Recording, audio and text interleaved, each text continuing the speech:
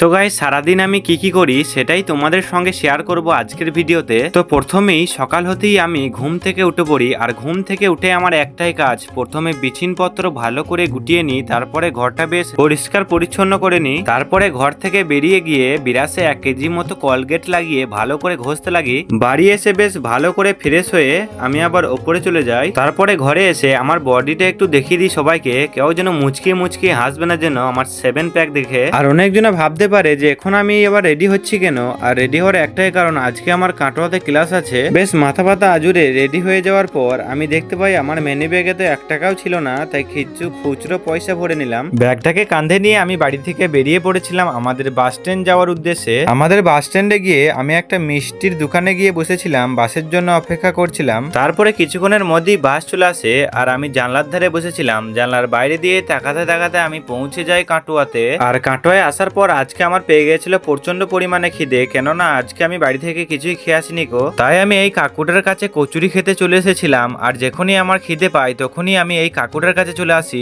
এই কাকুটা দারুণ কচুরি বানায়, কিন্তু তোমরা যদি কেউ কাটোয়া আসো অবশ্যই একবার ট্রাই করে দেখতে পারো এই কচুরি। আর আজকে আমার একটা ছোট্ট পাড়া এক্সাম ছিল, এক্সামটা দিয়ে আমি বাইরে বেরিয়ে চলে আসি। আজকে ছিল সেই লেভেলের গরম, দেখতে পাচ্ছ কেমন আমি ঘেমে গিয়েছি।